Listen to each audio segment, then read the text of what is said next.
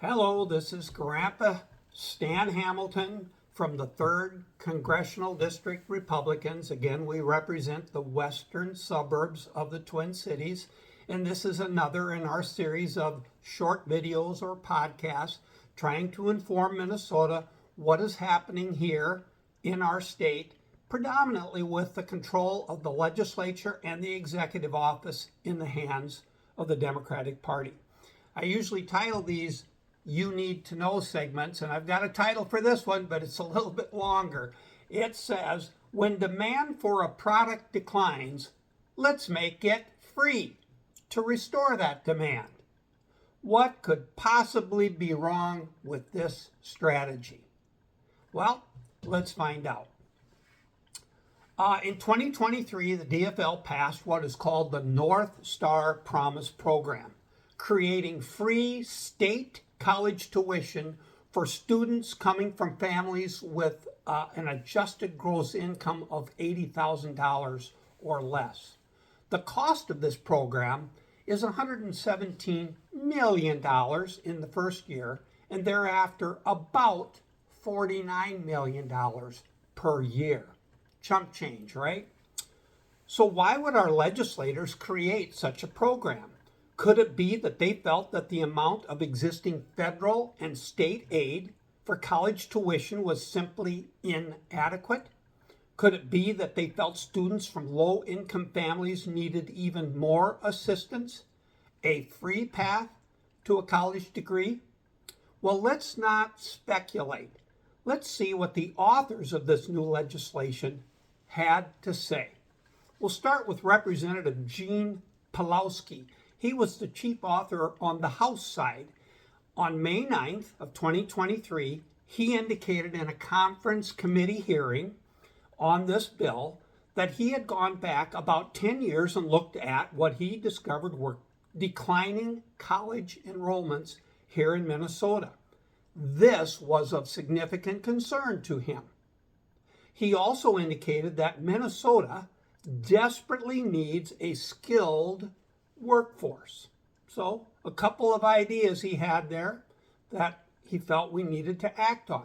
Again, in July of 2023, Representative Pawlowski appeared on Almanac, the PBS program, and stated that in the higher ed bill that had just been passed, this free college tuition program, that whole bill will be spending a historic $650 million. He said that this bill is all about providing Minnesota with a skilled workforce. However, he also indicated that enrollment in the Minnesota college system has been declining across the state, and he wants to stem this decline. And he indicated that the free college tuition program will help stem the enrollment decline. He knows that it is working because he is already hearing that North Dakota is complaining about this free college tuition program and the anticipated decrease it will have on their enrollment. Now let's turn to Omar Feta. He is the chief author on the Senate side. On May 9th of 2023, this senator said, "We have been seeing declining enrollment on all campuses. If we don't do something quick, we are at risk of shutting down some campuses. I see this bill as an enrollment driver." Okay, there you have it. The DFL leadership is telling us that enrollment is declining and we had better do something about that. So the solution is to what? To make the product, a college degree, free. What a novel idea.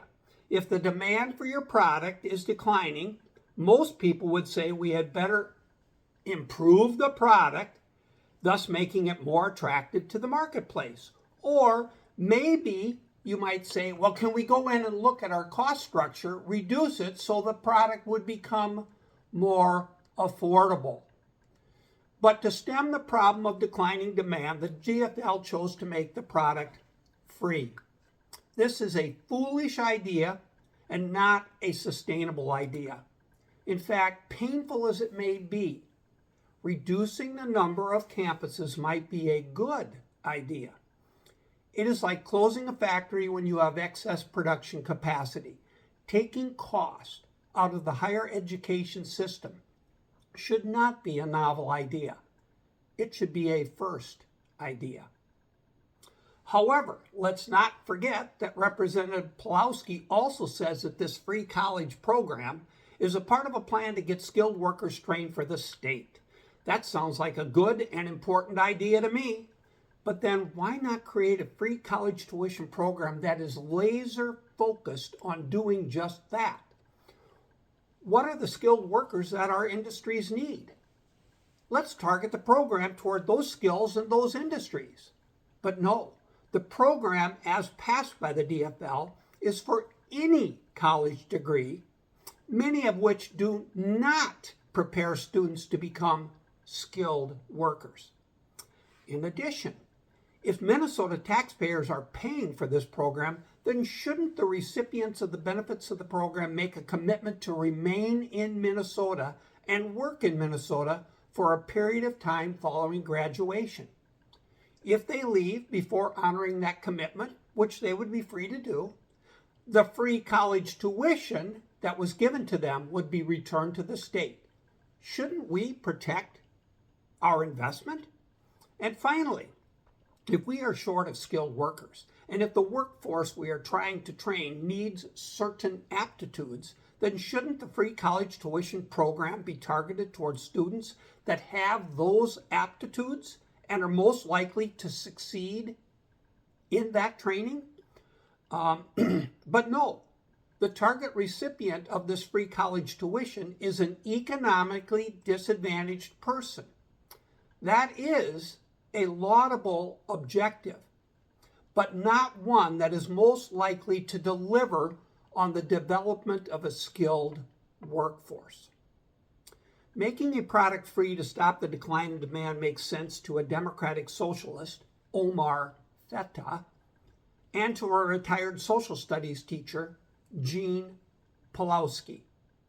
It should not make sense to the taxpayers of Minnesota who are paying for this.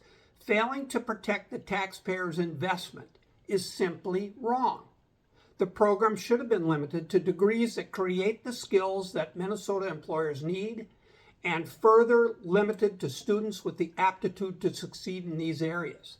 The DFL simply believes there is an unlimited supply of taxpayer money, so they don't need to be smart in crafting program parameters. We are asking you to help restore balance and common sense to the Minnesota legislature in 2024.